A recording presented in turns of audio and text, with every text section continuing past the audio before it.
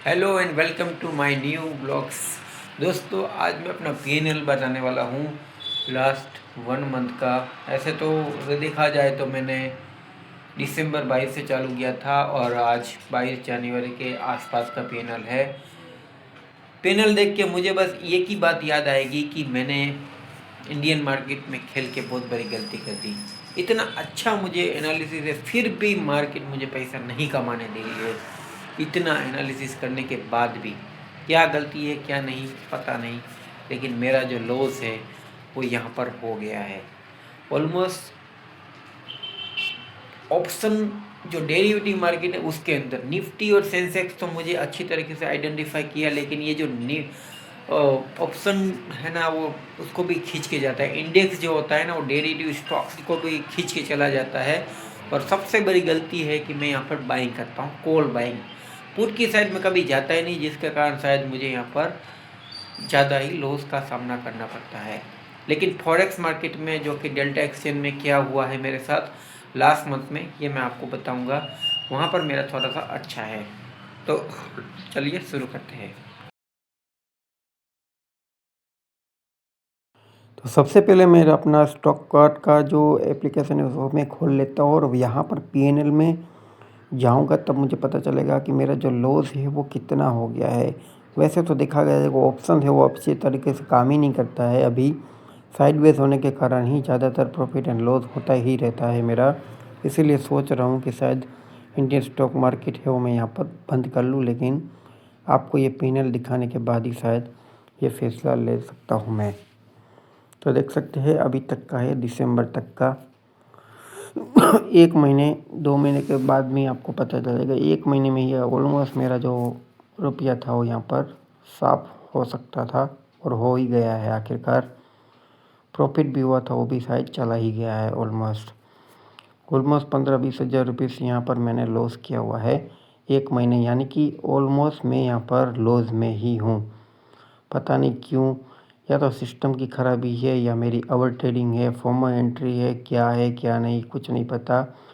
Sideways market है, profit के साथ साथ लॉस भी होता है। सिस्टम की गलती होगी, क्या होगा पता नहीं। मैंने ओवर ट्रेडिंग किया होगा, इसकी वजह से भी हो सकता है। देखो भाई, ये सब कुछ मैंने किया हुआ है यहाँ पर। Intraday, equity, derivative, currency, commodity, सब कुछ ट्राई किया हुआ है, लेकिन कहीं भी कोई सक्सेस यहाँ पर मिलती हुई नहीं नज़र आ रही है मुझे। अब पता नहीं क्या करूँ ना करूँ, कुछ समझ नहीं आ रहा है। बस ये सोच कि मेरा दिल जो है वो बैठा जा रहा है कि इंडियन मार्केट में अब काम करूँ या ना करूँ, लेकिन वहीं पे कुछ ऐसी जगह है जहाँ पर मुझे कुछ उम्मीद की किरण नज़र आती हुई नज़र आ रही है। वो है यहाँ पर डेल्टा एक्सचेंज्ड।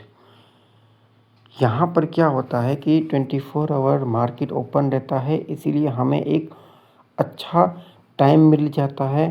प्लस हमारी जो स्किल होती है वो भी यहाँ पर डेवलप्ड होती है और हम सही सेटअप का वेट करके बैठे भी रहते हैं और सिस्टम बहुत अच्छे से काम करती है, जिसके कारण मैं यहाँ पर ऑलमोस्ट अगर 1 मंथ की बात करूँ ना मेरा, तो कॉइन्स के अंदर मैं ऑलमोस्ट जब भी कॉइन्स लेता हूँ उसमें लिमिट कम यूज़ करता हूँ, 2 गुनी लेता हूँ।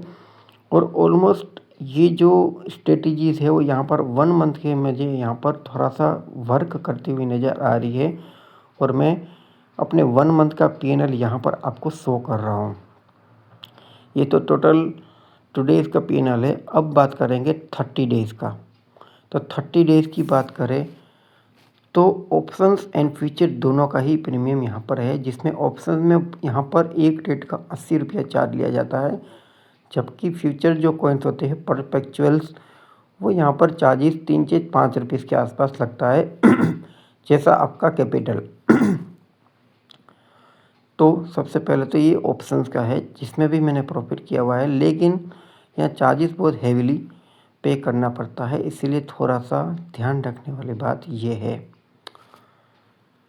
अब बात कर लेते हैं थोड़ा ऑप्शंस की। तो देखो भाई, ऑप्शंस में सबसे ज़्यादा चार्जेस यहाँ पर लगते हैं, इसलिए ऑप्शंस करना है तो कर सकते हैं। यहाँ पर क्या होता है कि ऑप्शंस की कोई लिमिट नहीं होती है, जितना इंडियन मार्केट में बजट के टाइम चलता है उतना यहाँ पर डेली बेस के वॉल्यूम होता है, क्योंकि डॉलर्स में होता है। इसलिए हमारे को यहाँ पर अगर ट्रेड करना है तो एक ट्रेड में या तो लॉस या प्रॉफिट एक्सेप्ट करना पड़ेगा। बार बार ट्रेड लेंगे तो इसका चार्जेस ही इतना देना पड़ सकता है। ऑल ओवर अगर देखा जाए तो मैं यहाँ पर प्रॉफिट में हूँ और ये उम्मीद की किरण है, क्योंकि यहाँ पर मुझे अच्छी तरीके से ट्रेड करना आ रहा है और मेरे हिसाब से मार्केट है वो मूव भी कर रहा है। और मूव इसीलिए कर रहा है क्योंकि यहाँ पर साइडवेज नहीं रहता है ज़्यादातर मार्केट, कोई भी साइड मूव्स देखता है, या तो अप साइड या तो डाउन साइड। और यही एक ट्रेडर के लिए सबसे बड़ी सक्सेस हो सकती है, क्योंकि ट्रेडर को चाहिए कोई भी मूव्स, अगर मूव्स नहीं आएगा तो वो बेचारा फंस जाएगा साइडवेज के ट्रिप में, जो इंडियन मार्केट हमेशा करती आ रही है, करेगी। और अभी तो STT निर्मला टाई ने बढ़ा दी है, तो जिसके कारण तो मुझे लगता है कि अब ऑप्शन ट्रेडिंग इंडियन मार्केट में ना के बराबर करे तो सही रहेगा।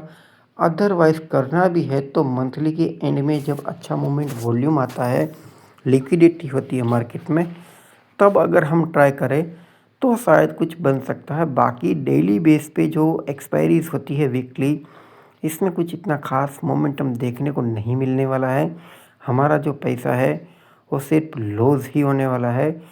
और अगर आप 1 से 2 ट्रेड करके ट्राई करना चाहते हैं और आप मंथली बेस तक उसे अगर कंटिन्यूसली डिसिप्लिन के साथ करेंगे तो भी आप देख लीजिएगा ऑलमोस्ट 50% तो वो आपका खींच के ही जाएगा, ऐसा मेरा मानना है। उसका सिस्टम ही इस तरीके से डिज़ाइन किया हुआ है कि ट्रेडर जो पैसा है वो यहाँ पर बना नहीं पाएगा। 93% ऐसे ही नहीं होंगे। 93% लोगों के अंदर कितने सारे पढ़े लिखे बहुत सारे एजुकेटेड पर्सन भी होंगे, तो भी वो लूज़ कर रहे हैं। तो फिर आप सोच सकते हैं कि आप कहाँ पर हैं, हम कहाँ पर हैं। इससे अच्छा डेल्टा एक्सचेंज बेस्ट है।